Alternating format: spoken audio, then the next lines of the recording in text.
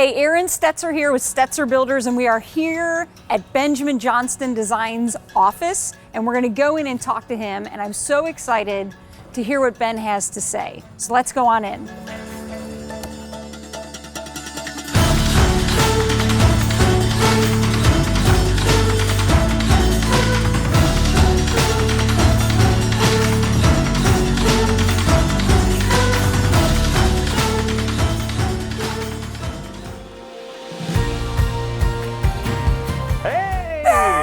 How are you?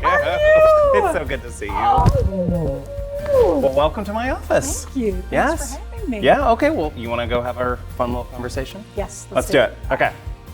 All right, here I am with Ben Johnston. Welcome, welcome. I'm so glad that you could come and visit with me this morning. And I understand that you're trying to figure out, you had a question for me. What is it?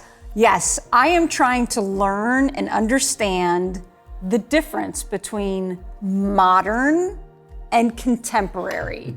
And I'm gonna leave it at that. Okay. So that you... Well, you ask a loaded question because, you know, it's one of those things that I hear these terms used all the time, and I know what the intent is, but there is actually a proper way of referring to modern versus contemporary and when you're supposed to use one term versus the other.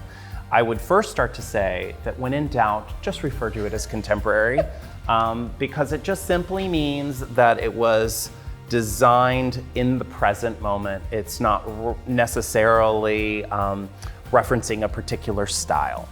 But when you use the term modern, it's all about the proper use of capitalization. So if you're using it with a lowercase m, it's synonymous with contemporary.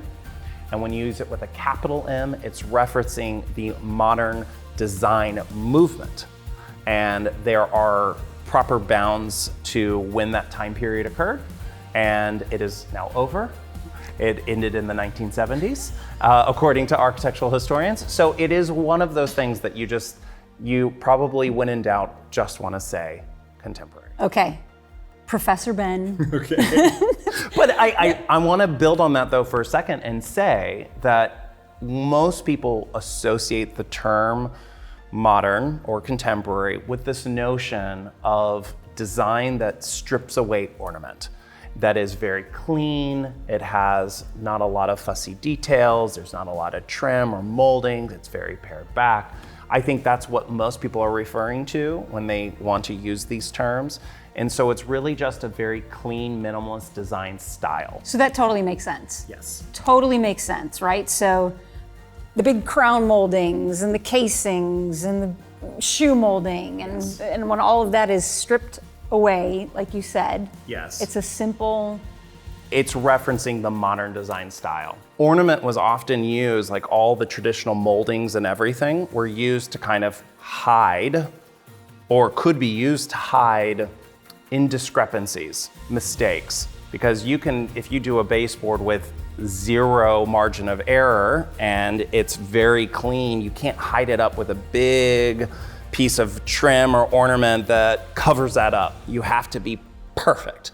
And that's a lot harder to do. It requires a higher level of craftsmanship, really, in order to achieve. So it's essentially, what's interesting is although the modern movement was meant to be an egalitarian, like for all the people movement, it actually was something that very few people could afford to do and do well. Yeah, that totally makes sense. Yeah. And like we think of, when we think of traditional homes, like we think of artisans, skilled craftsmen and women, right? So certain knives that create molding. Oh yeah. Right? And so when we think of modern, the execution is even, it's a step up, right? They're 1% of the trade base or skill level. Right.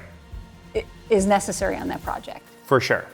And I think that that's where I think there's, for us, a lot of misconception. I think for both on your end and my end, you have these clients who say, oh, I don't want all of that, all that decoration.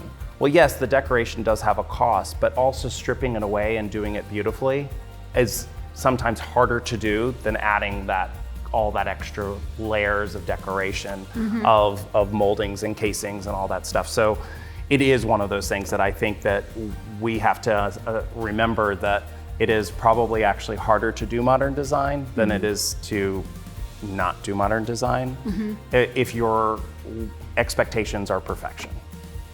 And yours always are. And yours always are.